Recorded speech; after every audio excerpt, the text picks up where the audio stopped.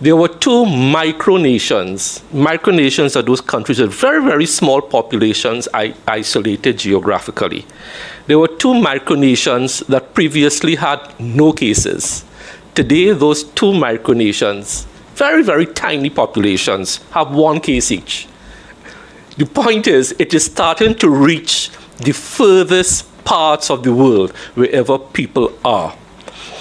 In that context, if you pay attention to what is happening on both sides of the Atlantic, and even countries close to us and dear to us, the epidemic surges ahead. There are many countries in the world that don't have hospital space again, that don't have ICU space, that they are taking their maternity hospitals and converting it into COVID hospitals. In light of that, and in spite of that, Trinidad and Tobago is doing very well. We are down to about 20 cases per day, as Dr. Hines has said, which includes those tested positive who come in on the repatriation flights. In that global context, our ambulatory wards are currently only 16% occupied. Only 16%. We have done remarkably well. Our ICU beds are only 16% filled at this point in time. And our HDU beds, we have no one there, 0%. The good thing about this is that the healthcare workers can continue to get a rest. And this is what healthcare workers want around the world, but we are getting a rest. In light of this and whatever measures the Honorable Prime Minister announces today, as more and more people move, and in the past 2 weeks when the Honorable Prime Minister announced that post-secondary institutions that cannot conduct online courses, like if you have to do labs and so on, the Minister of Health, I as Minister of Health, has signed off on literally allowing thousands of post-secondary students back into their labs to do work. And I am sure that these institutions, the universities, the private tertiary institutions and post-secondary institutions, I have all faith that the COVID protocols that they say they will observe are being observed. So many more people have been moving in the past 2 weeks. As we continue to move, as we continue to have more people gather, there's a simple equation. The more we move, the more freedoms we get, is the more we need to commit to simple healthcare protocols. And what are they? Wear your mask. I am noticing that people have stopped, but not stopped. More and more people are not wearing masks. They wear it around their chin. They talk to each other. And that's the most dangerous time not to have a mask covering your mouth. So let's recommit in this Christmas season, Diwali season, to wearing your mask properly over your nose and mouth. The social distancing. Dr. Trotman is a big fan of hand sanitization. Stay at home if you are ill. And as we move into Diwali and Christmas, my last piece of advice is avoid home gatherings as much as possible. I will give you one last example before I turn over to the Honorable Prime Minister. My daughter, as you know, is a doctor in England. Right now, she has a grandfather, an elderly patient who is currently dying. And do you know why? He went to his granddaughter's 5th birthday party. His granddaughter at the time was asymptomatic, subsequently tested positive for COVID. And poor granddad, who went to his granddaughter's home birthday party, is now dying. So I am urging the population in this festive time, religious time of Diwali, coming into Christmas, the elderly especially should avoid gatherings, and let us keep our elderly safe. Thank you, Honorable Prime Minister, and back over to you. Thank you very much, Drs. Parasram and Hines and Minister Dayal Singh. I think this afternoon is a good time for us to review what we have done, why we are doing it, in the context of the conversations that took place in the last 2 weeks since we met. I must say that I have confidence in the people of Trinidad and Tobago. And in the last 2 weeks, that confidence has been shown not to have been misplaced. Ladies and gentlemen, boys and girls, the reason why we are doing all of this is because for all of this year, we have had to respond to a virus which turns out to be airborne and which can be transmitted as we move around, as we interact. What did we do in the beginning? We virtually prevented ourselves from moving around and significantly reduced our interactions. That model remains intact.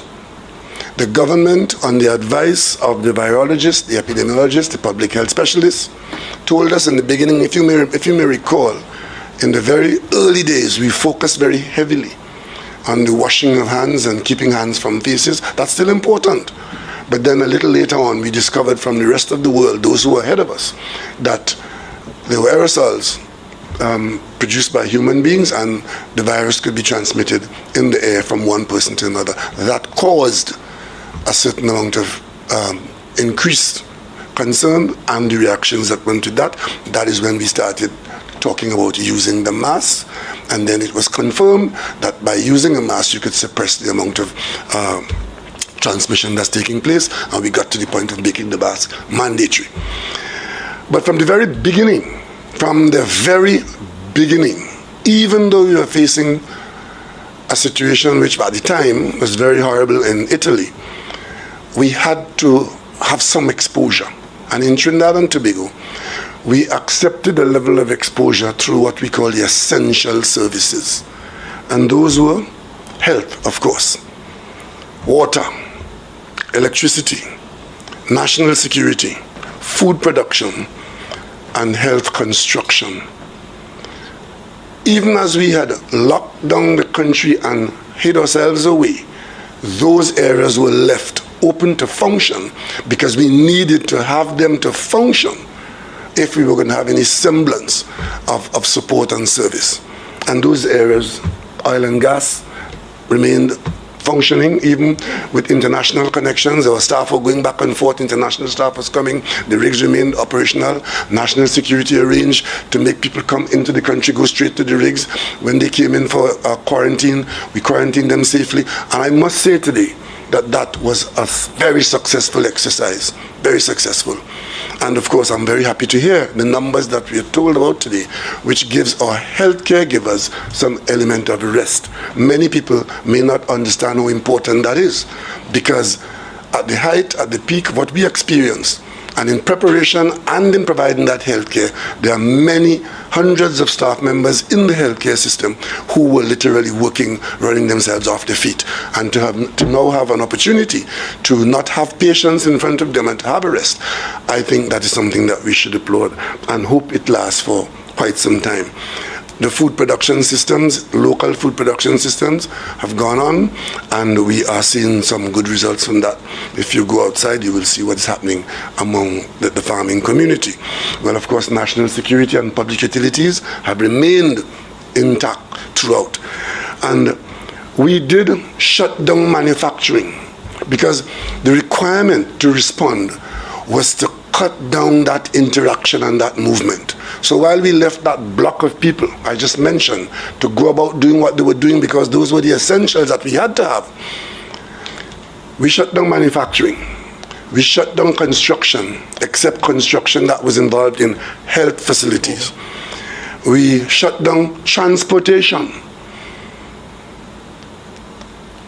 And of course, we shut down places of worship, we shut down recreational and entertainment, and most importantly, we shut down our school system, from tertiary to kindergarten. And we encouraged a reduction in the numbers of people interacting even at the family level. That is how Trinidad and Tobago responded to the requirement to keep people away from people so that the virus doesn't jump from one to the other. During that period, no amount of advice was coming the government's way. especially from persons who might just give the advice because they think it is to be different to what the government was doing. But the government said to the people of Trinidad and Tobago from the very beginning, whatever action we take would be guided by the science of the virus and the advice we get from our public health care givers. And again, I want to thank all those who have been involved in providing that support, that advice, that field support to patients, to the government, and we have stuck with that. As a result, today, I can tell you our country is one of the few countries in the world that is opening up and going back to some semblance of normalcy.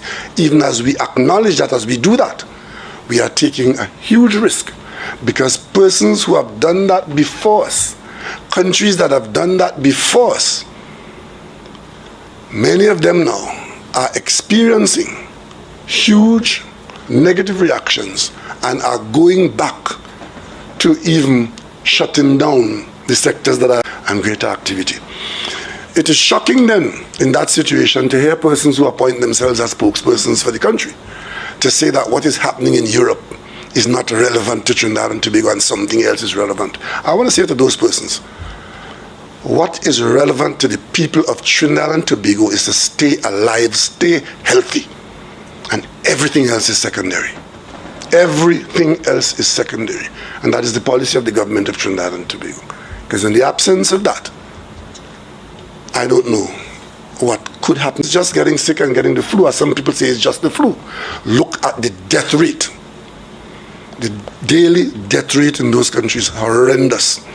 I mean, many of us have family in the United Kingdom, in the United States, and other places. You see what is happening there. It is because the virus has found a way to go from person to person in a way that it has not found in Trinidad and Tobago. But as we open up, where are we now? Early November. Because we've been on this since January, and mainly one can say since we shut in March, right? Yeah. We are now in November. Where are we? All the essentials are still operating as they were in the beginning. We had even said at the time that even as they had essential services, that only the essential people in the essential services should come out. That's as far as where you went. So if you had clerical people that you didn't need in the essential services, don't bring them out, don't bring them to interact. But we rolled back from that. The essential areas are still functioning. Manufacturing was one of the first areas that we opened up. And I remember going out and touring a few factories nervously, meeting and seeing our workers at the factory floors, and I knew that they were in the forefront of our coming back out from that shutdown. Very scary. Manufacturing is still operating. Construction, there's no restriction on construction. Construction workers have been back out and going on. Transportation, we eased back in from wherever we were, 25%, 50%, 75%. Transportation, right? Road transportation, sea transportation. We had put restrictions on the inter-island ferry transportation. Air transportation, we've eased that up a bit, and we've done, the last time we met, we asked Carl, and Carl has increased those. Places of worship. Many people were suffering. Many people who rely on that daily interaction in the place of worship.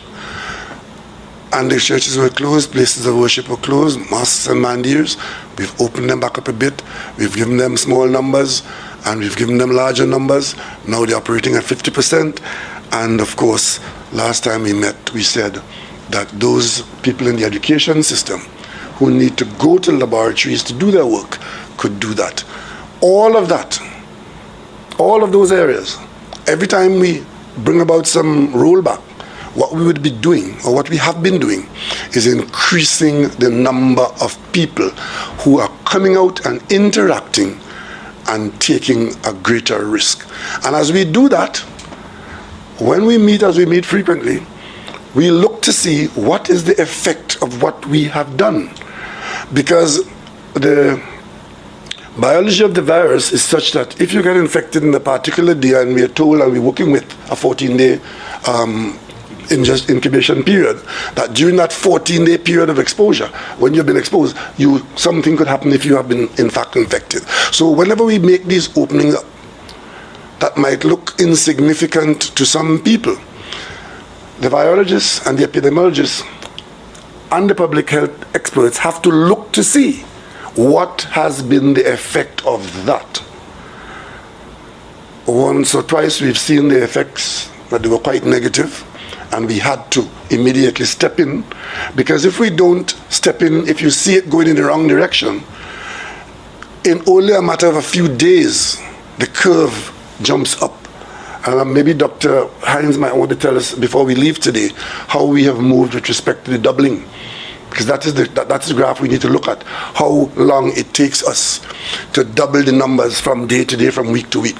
We've been using the week-to-week chart, and you could see, and if you're looking at it and you see how many days it takes to double the numbers, and it doubles the numbers in a shorter period of time, and a shorter period of time, then you don't have to be a mathematician to know what is happening to us as a country.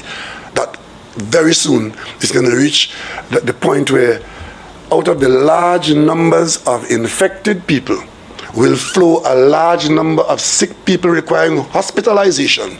And if that number is large enough to overcome our health preparations, then we would be just like some of the countries that were mentioned by Minister Dale a while ago.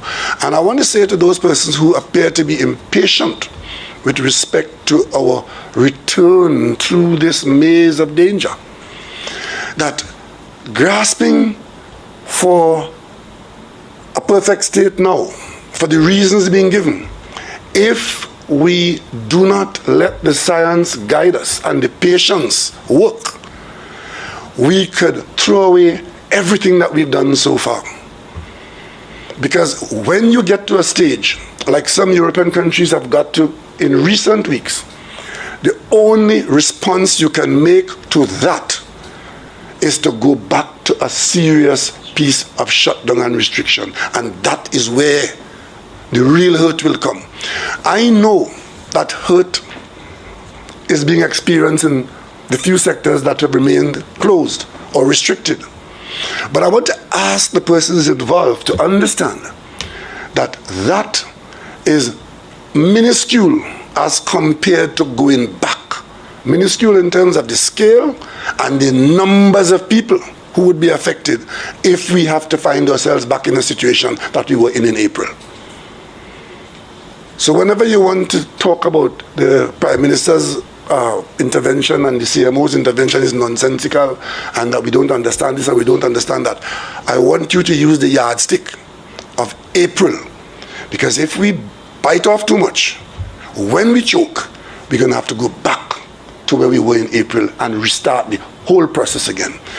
It is not my intention or the intention of the government or the health department to risk the gains that we've made. In fact, I'm looking at it differently.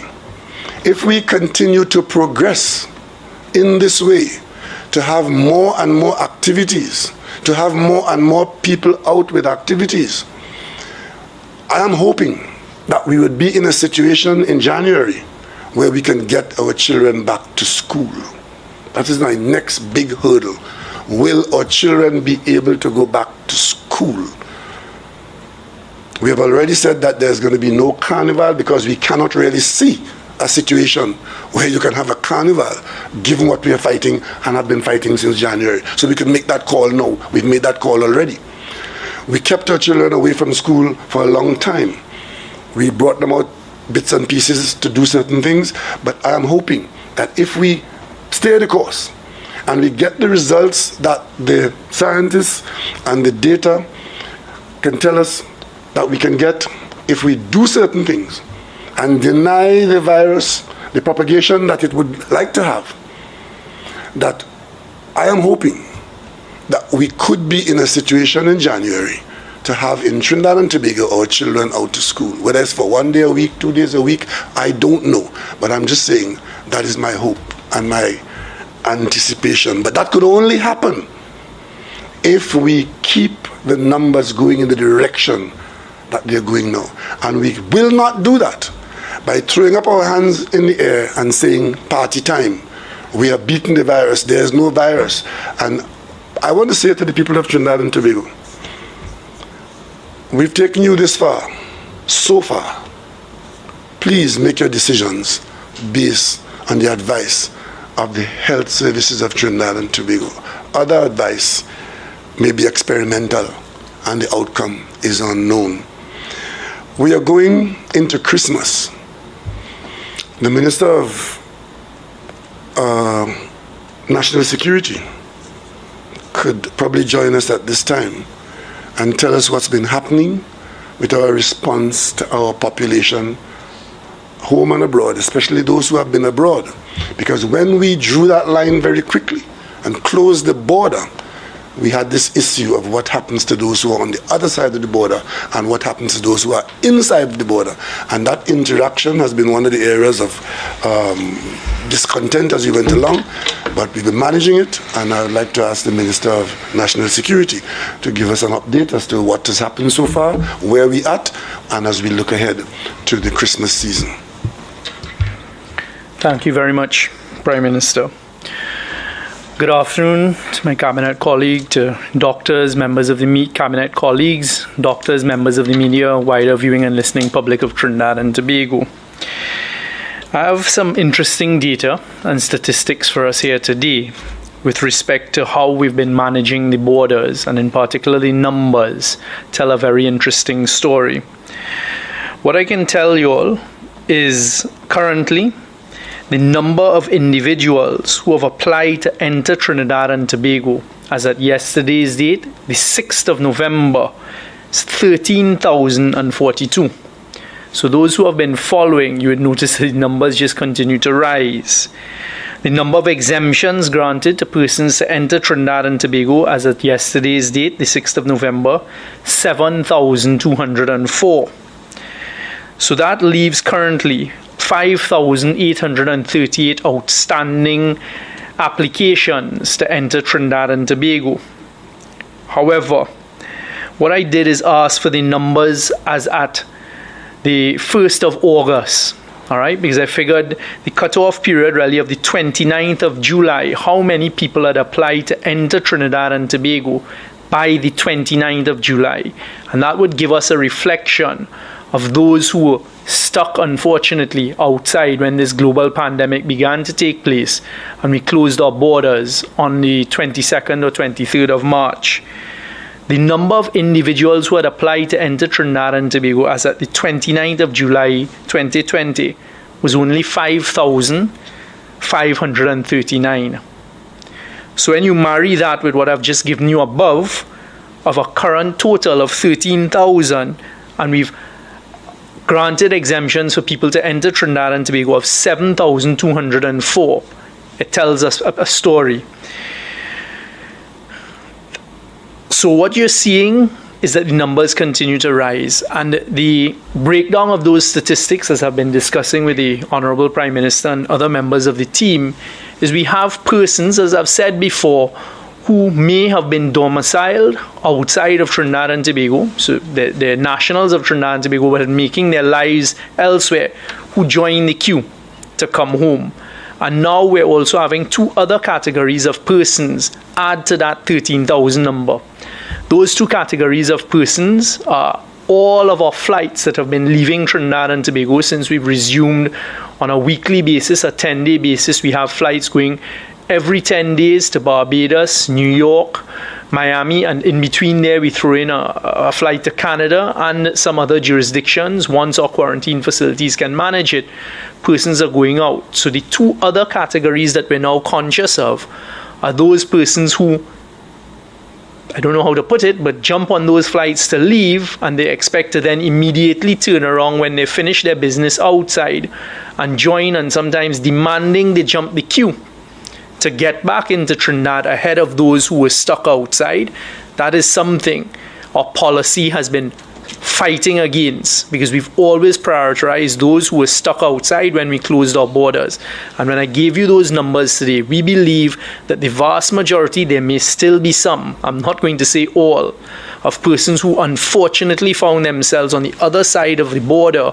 When we closed our borders outside, we've gotten back the vast majority, and we will continue. I've assured the Prime Minister in the next few weeks to make sure we do all that we can to get those back home. So the first new category, Prime Minister, is those who have gone out on these flights and now are looking to almost immediately turn around and get home. The next category that we're very conscious of, and the Prime Minister will touch on it, I'm sure, in a short while, and I can come back up and give some further information, is persons who want to come home. So we may have had students who are studying outside, they want to come home, other nationals who are accustomed coming home for Christmas, who are to Trinidad, who haven't come home for the year, they also now join these numbers. So Prime Minister, those are the two real new categories in addition to those who are stuck outside. Thank you very much, Minister Young. So bear in mind what I said to you, that we are very slowly, cautiously opening up, exposing, increasing the risk that we are taking and holding. We're getting the benefit of good behavior. When I spoke last time and I said the beaches are open, I did appeal to you. I think I spoke from Tobago then, no? Yes, I was in Tobago. And I appealed to you not to go and congregate on the beaches. I can tell you today that the information that I have is that the beaches have been open now for 2 weeks and they're being used, and we did not have on this occasion what we had on the first occasion when we opened the beaches. And I think that is a good sign that we could do things without doing them badly. So the beaches are open. We still keep the rivers and ponds closed. But as we improve our condition, we expect that other interactions will come. Today, we want to look, because we want to take a little more of what we think we can take, given the fact that the numbers are relatively good, which allows us to do a little more that I'll mention here now. At restaurants, we are prepared to allow in-house dining at 50% capacity, seated in groups of no more than 10.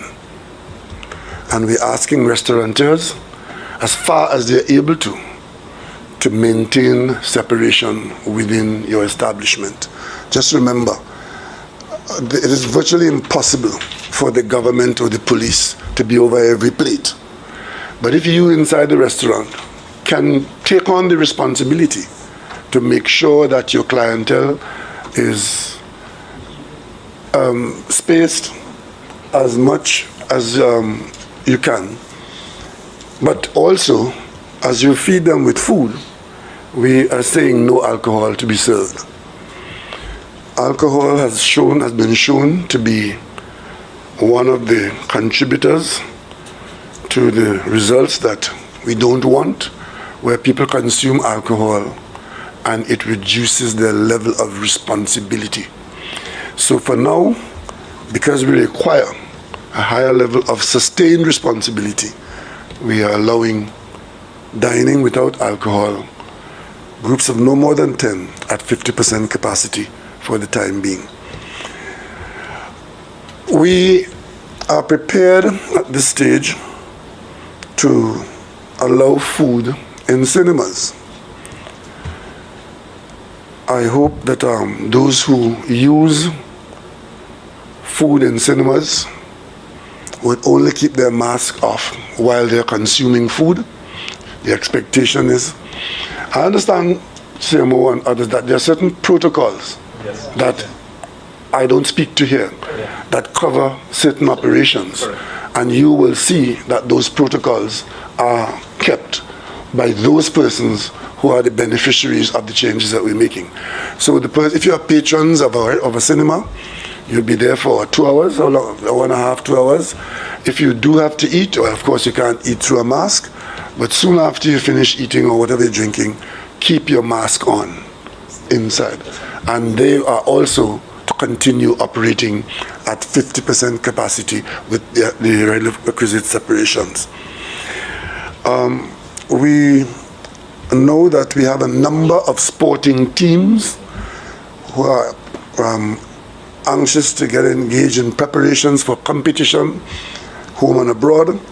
We are now going to allow all sporting teams that are engaged in national competition, international competition, those teams can now go back to activity, full activity. And of course, if they are to have persons other than members of the teams around, that they remain groups of no more than, we are without spectators now, but groups of 10, support of the teams. For example, you may have a parent or two, or you may have support staff, and so no more than 10 additional to the. It is our hope that if the numbers continue to go in the direction that they are going, that when I speak to you again in the time frame in which I've been speaking to you, that we should be able to do a bit more with respect to sporting activities.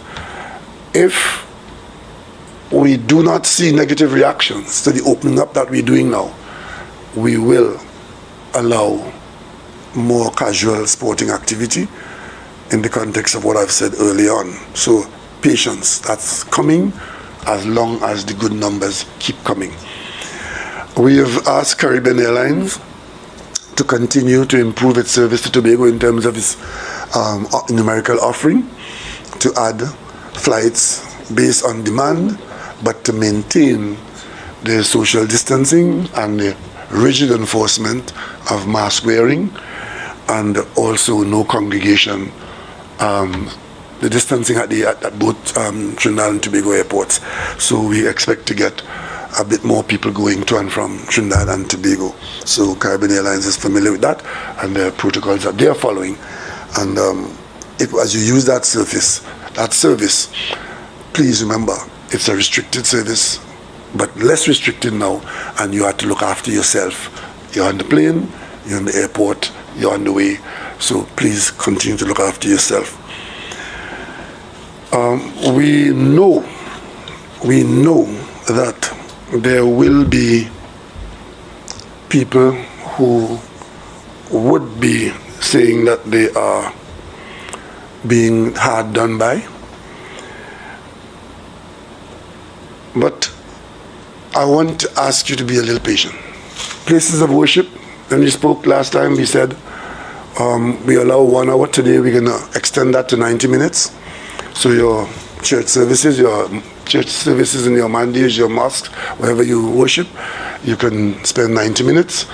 So that is how we go, increasing the exposure. We're not making any changes today to the educational system, and we are not going to make any further changes in the area of recreation and entertainment. I know that the people who operate bars are anxious to open their bars, but I simply want to say that when we are called upon to restrict the activities that we engage in, we just had to prioritize. We just have to prioritize. And entertainment and recreation were areas that we had to give up if we were going to keep health, water, food production, construction, manufacturing. So for a little while longer, we would hold the current situation. We have not shut down entertainment at bars. We simply have a restriction. The restriction is that you can be serviced, but you are not to congregate. And let me point out something. The reason for that is that it's not because we are against beers and rum. It is because beers and rum are available away from bars. They're available. Because if you really have to have it, it's available. But when you go to the bars, there's another component. That is, it is to congregate. It's that social congregation. That's what happens there. And the information, both local and foreign, have indicated that that is an activity which has facilitated the spread. Unfortunately, those are the facts. So we are saying, for the moment, we are going to have to give up that exposure. We've taken exposure elsewhere, but we're going to have to be a little more patient with that. And we will, at the Ministry of National Security and with Caribbean Airlines and the Ministry of Health or Infrastructure, as far as we are able to, we will try to meet the emotional needs of those people who want to come home for Christmas. We have some protocols that we want to outline, and I think the Minister of National Security will outline that to facilitate greater movement of people in, because the Diwali season is upon us, and the Christmas season is virtually upon us, and we know that there are people who waited out hoping to come home for Christmas. Persons who may want to go out for Christmas should know that if you go out for Christmas, that you may not be able to come back in immediately, because we do have a line. And those who are outside, who have been patient, who are wanting to come for Christmas, it would not be possible this year for everybody who wants to come home for Christmas to come home for Christmas. Let me make that clear. We do not have the health cover to allow everybody who wants to come home to come home. Because if we do that, especially where we know they'll be coming from, two of the most high-risk areas, it would guarantee us a situation where we're going to have an explosion, and as I said, we are going to give up certain things to get certain things. We're aiming to be in a position to have our children go to school in January, if we can manage to have our numbers in a way where our children can go out safely. So, but we will have a pathway to get as many people home as possible, as safely as possible. And Minister Young will outline the protocols involved with that. Thank you very much, Prime Minister. As directed by the Prime Minister 2 weeks ago, we've worked with the Ministry of Health and also sought certain advice from the Attorney General. And from the 15th of November, which is next weekend, we're going to be introducing the following guidelines with respect to repatriating persons to Trinidad and Tobago. So from next weekend, on the 15th, we will be requiring persons entering Trinidad and Tobago to have a negative PCR test 72 hours before entering Trinidad and Tobago. This is an international travel protocol that has been going on. Most of our CARICOM neighbors have already introduced this. So from the 15th of November, we will be requiring persons coming into Trinidad and Tobago to have a negative PCR test within 72 hours prior to entry. Upon getting into Trinidad and Tobago, we will still require persons to go into state quarantine, which is where the state covers the cost, or state supervised quarantine facilities for the next 7 days. We will test persons who have entered with their negative PCR test on the 6th day of being here. And once you present your negative, that second negative as we call it, on the 6th day when we test you, once you present thereafter, you'll be released and you can go home. How we're trying to increase the numbers of persons that we can manage. We've always said that this repatriation process depends heavily on the quarantine space that we have available. We have agreed to now introduce another facility as a state supervised quarantine facility. We've already started the preparations, had a conversation with them yesterday, and the Ministry of Health is on it today. This is the Cape Park Hotel. It's going to give us almost an additional 100 rooms. And what I'm asking, Prime Minister, is the persons who may be fortunate enough to get into the queue to come home for Christmas, we're going to be asking as many of them as possible to utilize the state supervised quarantine. So in other words, pay for the hotel facilities for your 7 days on arrival, because it increases the amount of persons we can manage in our quarantine facilities. So we're adding the Cape Park Hotel. That is in addition to the Chancellor Hotel, Regent Star Hotel, and the Cascadia Hotel. All of the other facilities will be maintained, and those are the state the state quarantine facilities, and this adds an additional 100 rooms, and that multiplies, because of course if you have families, then you can have one family in one room depending on the size of the families, etc. We will put on more flights according to our ability now to manage more persons in. We are going to continue the 4 flights, Miami, direct from Miami, direct from New York. We're going to add on as many of the Canadas as we can, and we may move that around because the numbers left in Canada are very low right now. And of course, Barbados, we will continue our weekly flights from Barbados, where a lot of our nationals are coming in from other jurisdictions. Prime Minister, if you would allow me, I'd like at this stage as well to thank all of the members of staff who have been managing this border system since March of this year.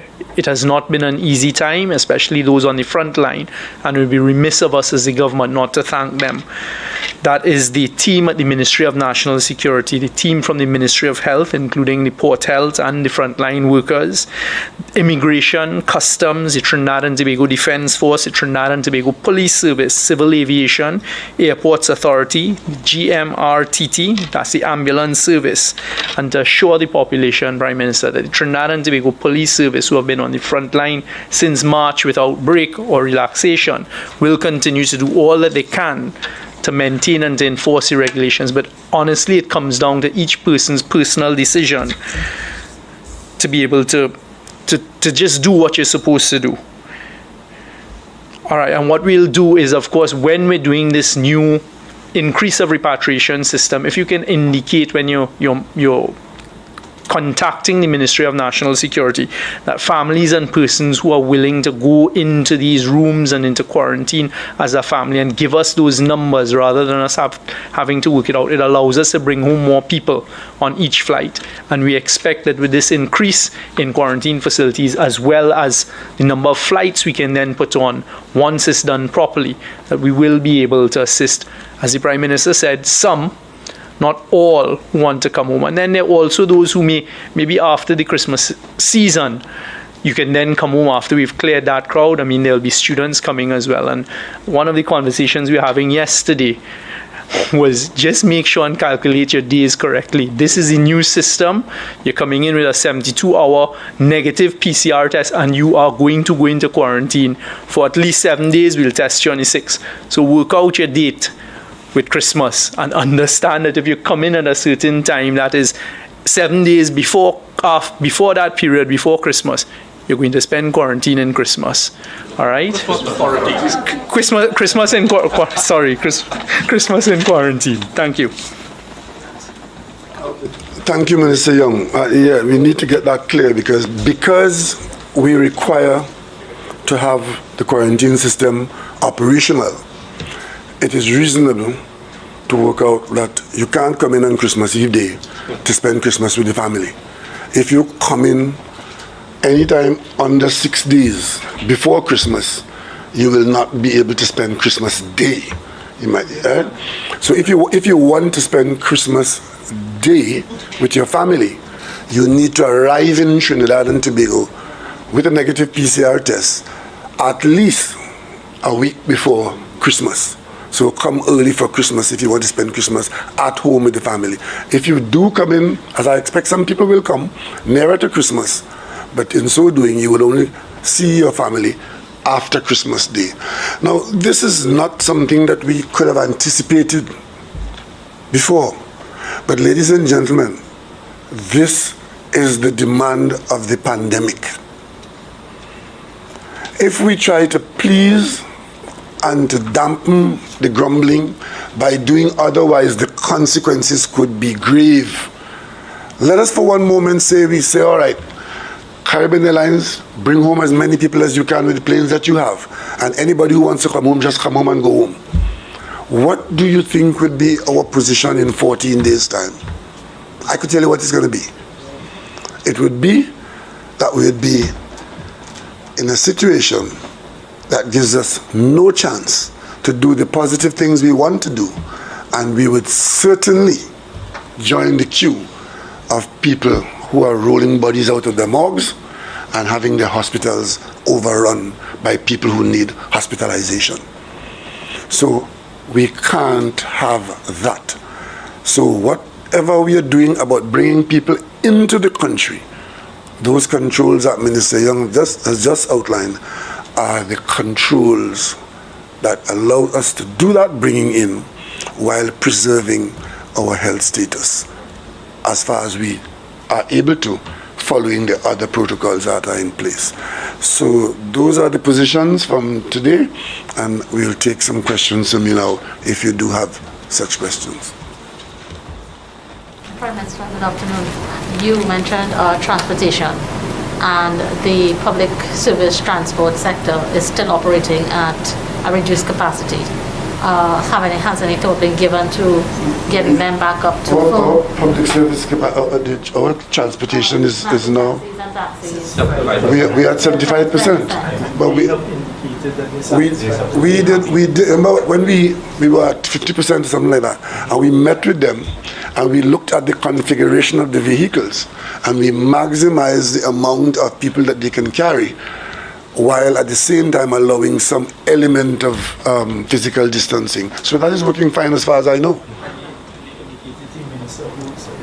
I'm being advised that they have said that that is okay for now, given what we are being called upon to do. Yes. Prime Minister, question. So given the fact that we know by now that COVID is going to live among us for some time, will the government ever consider at least suggesting to the financial institutions to defer some of the payments for those who would have been affected by the pandemic? We've done that at the beginning. We've done that at the very beginning, and I think we are at the stage now where those institutions, they need you as much as you need them. So if we all are going to live with the virus as we all are, I'm expecting that whatever has to be done in addition to what we had put in place in the beginning are going to be applied. Because, you know, when you start, there's a knock-on effect to everything that we do. You don't do one thing and there's no reaction to it. Because, for example, if we say the bars are not going to be open, you hear the conversation about the loss of jobs and the absence of rent being paid, and the landlord not being able to pay the bank, and the bank saying that, look, I can't carry. So it's a cycle. So in there, you will expect that they will make adjustments to keep their clientele alive. No parasite wants to kill his host, right? But usually they might do that. So maybe you get to an epified situation where they hold on and everybody survives. The banks need the customers as much as the customers. If there are no customers doing business with the banks, what do you think is going to be the bank's position? So they will have to make some kind of adjustment where they think those adjustments will keep their customers alive and well and keep them doing banking business. Can we get an update on the border committee as well as the CARICOM bubble? I mean, what has been happening? You said in 6 days they were supposed to report. That CARICOM bubble was an attempt to create a space within which we could all operate and allow the external to be on their own. But from the very beginning, you would have observed that what we wanted to do at different locations, in different situations, it was difficult to get agreement as to what this bubble should be, because we were in different situations. So while we did talk about a bubble, it was difficult to manage and maintain. You can't have a bubble with some people sticking their heads outside of the bubble, you know? And eventually we got to a situation where the protocols were not effective in preserving a bubble. What people have been doing now is develop site-specific, nation-specific protocols and to see where there are commonalities. Like we have had connection with Barbados continuously throughout this, and we've had it with Guyana, we've improved with Guyana, and I'm in conversation with the Guyanese authorities to see whether we could improve this further. But remember, any door you open, that door is not just open to the people that you're talking to. it might be open to the world if there's another door in the back open to the world out there. So that bubble is something that is more, I don't want to say fantasy, it's more of an expectation rather than a reality. And different people have different priorities. There are some CARICOM countries that very early had to open their transportation systems because they're relying on tourists. And they had some success initially, and there was one country that after 2 weeks had to go to a full-fledged lockdown because the virus had gotten away in that. There's another country that for a while had, it appears as though that their model was working until the virus splurged to community spread. So there's a lot of practicing to see what works and to see what we can get away with, but there's no real bubble as such within which we are secure as countries to move around in there. So while the aim is to get our numbers, daily numbers lower, at one point the aim was 20 a day to be included in this bubble. This is no longer a consideration. It's not. Well, if there is something that we can participate in because of that, then we'd be happy to qualify. But if there's nothing, we keep working our numbers to suit ourselves, right? But of course, just remember that it's an ongoing process with a moving target, totally controlled by what the result is as we make our movements. All right? That is what we are more focused on. What kind of reaction are we getting from our people as we make the changes that we're making? Food being allowed back into cinemas and no alcohol for in-house dining. But what is going to be the process now for casinos and members clubs?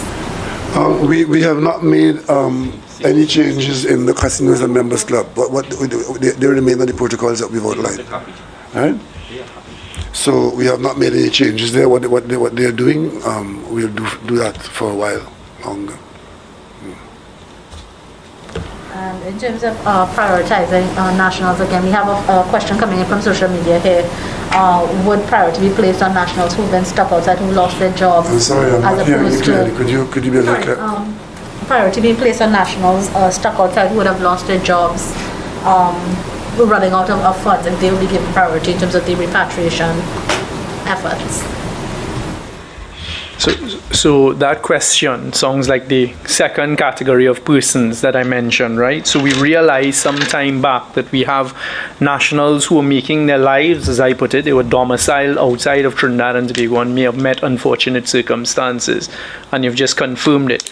We will continue to maintain the system that we have now. The statistics I gave this afternoon were to show the population and those looking on that we believe we've cleared the vast majority of persons who were stuck outside when the borders were closed. But we will continue to have our prioritization and our policy. Everything is done on policy at national security as to how we repatriate persons. So I'm being bombarded here as well.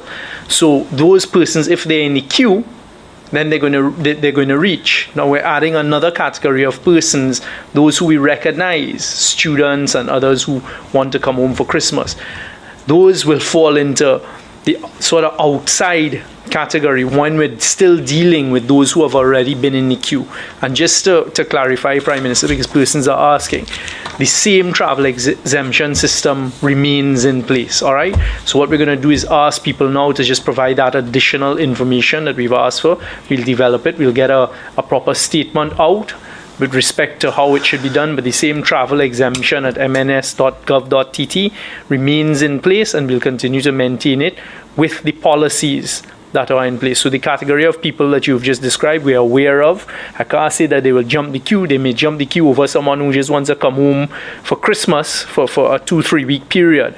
But we are doing all that we can, and we have cleared the vast majority of the backlog, which was our priority. And Mr. Young, You're at the podium. More than 20 remand yard prisoners would have tested positive for COVID in the last week.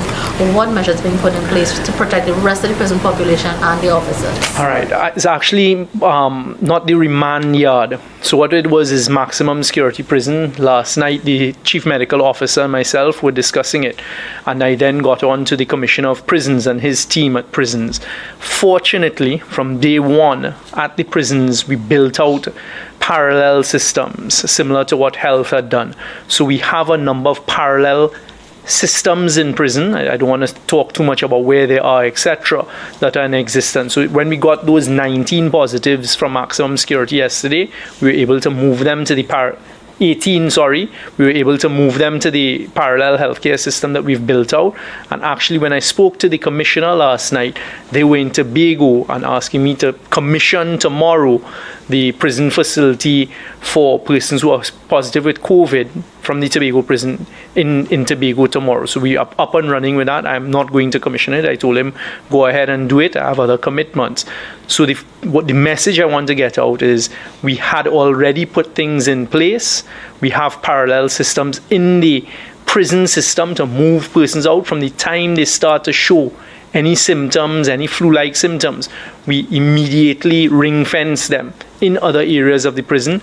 If it escalates from there and we get the positives, we can move them to other areas that have been prepared specifically for that. We also have facilities for persons who may be arrested and have to enter into the prison system, where we put them, quarantine them for 14 days before then putting them in with the rest of persons. So one of the risks here is persons who are coming and going into the prison, and we're doing the best we can. But fortunately, we had built out some parallel systems from very early o'clock, and knock on wood, they've been working. And I thank the Ministry of Health for their assistance with it. Some fans returned to horse racing in Santa Rosa Park last week. Can we get a comment towards that, please? Are they going to get official permission to do so soon? Well, we are outside of the protocols that we put in place and the areas of activity that we have identified. Anybody doing anything else is running afoul of the law. So that's a matter for law enforcement. You mentioned the return of the go-ahead for competitive for national and international teams. What about international competitions, competitive teams locally, persons who are involved in like zonal clubs who may be... No, not yet. The national teams, right? Yeah. What I did say is that we hope that if our numbers remain traveling in this direction, that maybe in the next 2 weeks or so we can go back to a wider open sporting activity. That would not include recreational sports, water sports, anything at all. Everything still remains. Not just yet. Just remember what we said earlier on: interaction and movements. Certain interaction and movements we have to give up to get certain other things. Well, since there's no more COVID, I hope you don't mind if I go. No more COVID? No, there is COVID. Don't tell the public there's no more COVID. Please. Be serious. Be serious. I waited for a long time. I waited for a long time to hear that being said. But unfortunately, you're a bit premature. I have one more. Go ahead. Yes, you have one more. You have another question. Yes, please put your question. If you have a question on another subject, we'll take that too, but not prefaced by that. Yes. Hi, my question is to Minister Dialsing, and forgive me for not introducing myself before. Kimberly D'Souza from TTT News. Hi, Kimberly. Minister Dialsing, I know you normally give us an update on the number of tests at the beginning of the month, every month. Do you have those figures for us today? Which tests are we speaking about? Test kits we have available. Test kits. Oh, yes, sorry, yes. I have it. If you give me test kits. Yeah. So I normally get a report on Monday of any week, right? So this report is a few days old, but it's still good. On the BGI tests, these are not rapid. These are the PCR tests we get from China. On Monday, we had 18,000 on hand, but we have 20,000 coming in. So we have a rolling order of about 20,000 per month. The reason we can't order more than that is that it comes with a 6-month expiry date. So it's a really short expiry date.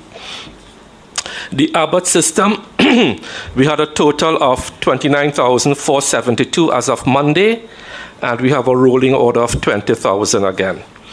The Gene Expert, we were down to 120, and the Gene Expert is now no longer available to Trinidad and Tobago. And let me explain why. The Gene Expert kits are being distributed through the United Nations, through the UNDP. And when we got our first batch, way back in March, April, I believe, we got about 5,000.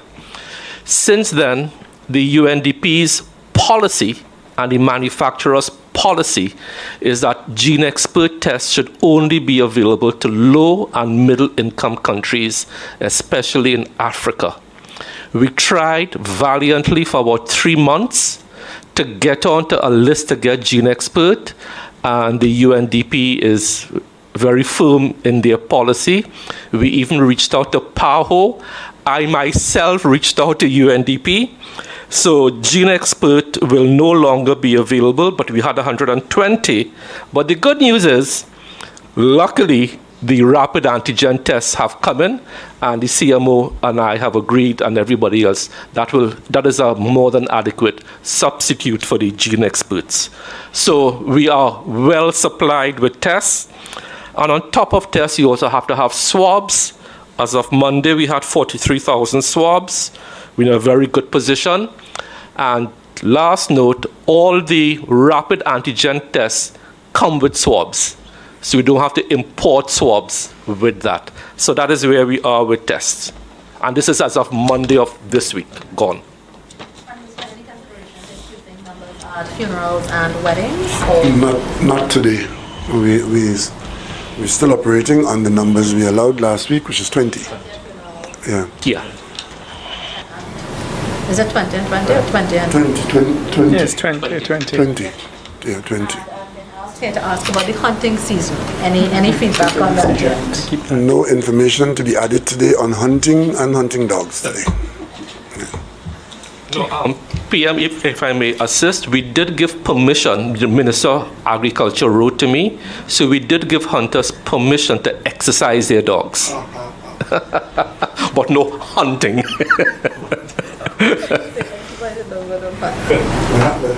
Having said that, the hunting season is not open. Correct. Normally it would have been open from October 1st, isn't it? Yeah, Yes. correct. So we have not opened the hunting season, and so that exercising of the dogs It's normal. is something, it's one of those nebulous activities. But we trust that it will serve the purpose for the moment. Okay. Well, thank you all very much. You have a non-COVID question. Okay, so we are going to move on now from COVID activities to other questions. Right? So tell that to your people on the phone, right? Yes, actually, this is from a co-worker who's working on a national security article.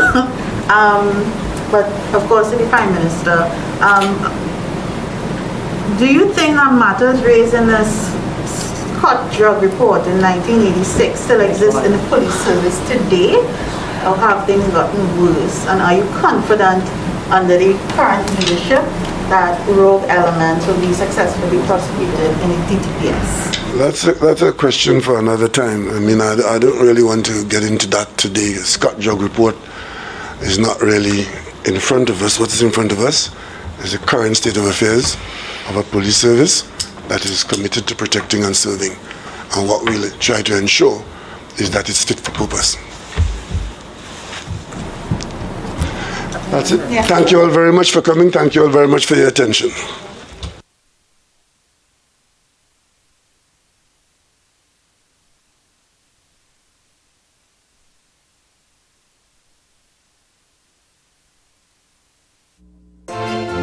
Good friends, You look perfect. In fact, you probably are perfect. great lovers, Well, how far do you think too far would be then? Maybe this. bad timing, So I came after your fiancé? No, you were 32. smashing climax, It's pretty easy. Just say I do whenever anyone asks you a question. I do. Hugh Grant, Andy McDowell, 4 Weddings and a Funeral.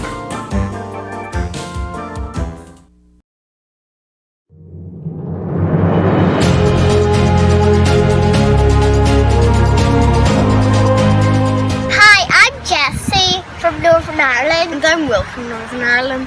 And we support the O2N from Trinidad to Tobago. And we want to thank all the amazing frontline workers all over the world. And together we're all one family.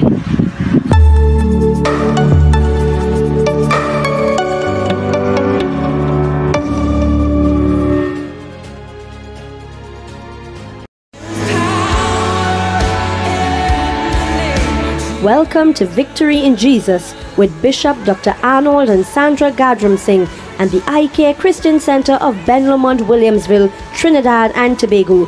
The Holy Spirit is right there with you to save, heal and deliver you. Miracles will come into your home and life. In his meetings, lives are transformed, bodies are healed and demons are cast out in the name of Jesus.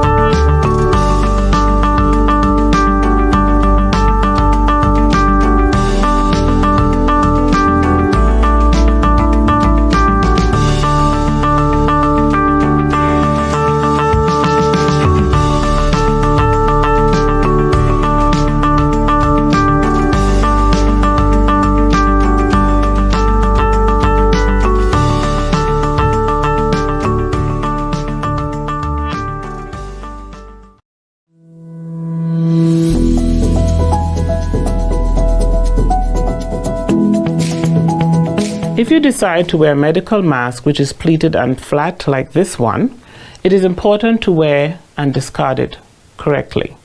Otherwise, instead of protecting you, the mask becomes a source of infection because of the germs that may stay on it. To wear it correctly, you should locate the metal strip at the top of the mask, place over your nose bridge, secure the elastics around your ears or tie the strings behind your head. Make sure it covers your nose, mouth and chin. While in use, do not touch the front of your mask.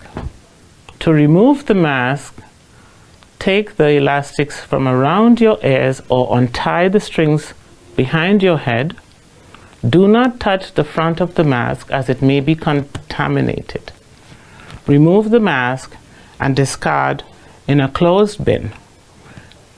Cleanse your hands with alcohol hand rub or soap and water. Hand hygiene should be done if you accidentally touch the front of your mask while wearing it. If your mask becomes damp or humid, replace it with a new dry mask. Never reuse single-use masks and discard them immediately into closed bins after each use. For more information on mask use and the new coronavirus, check WHO website at who.int.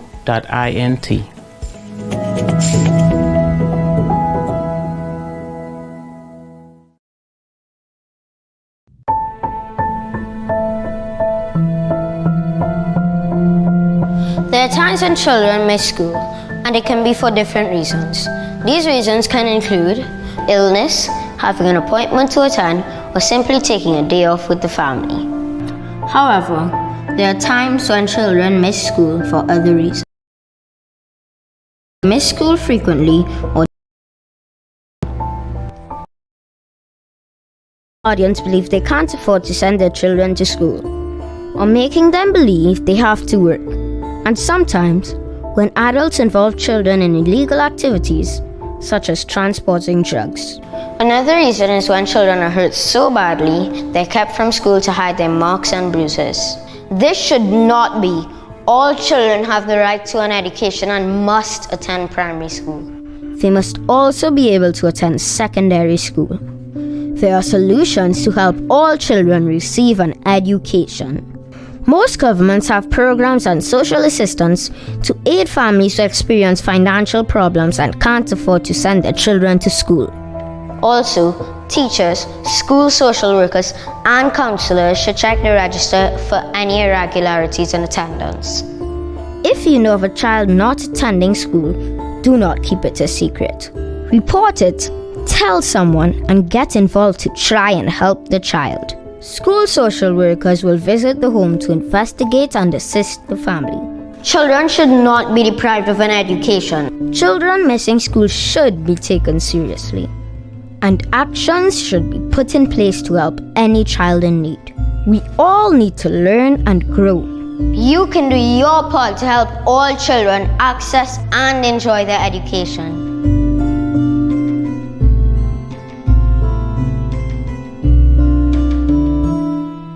Children have rights.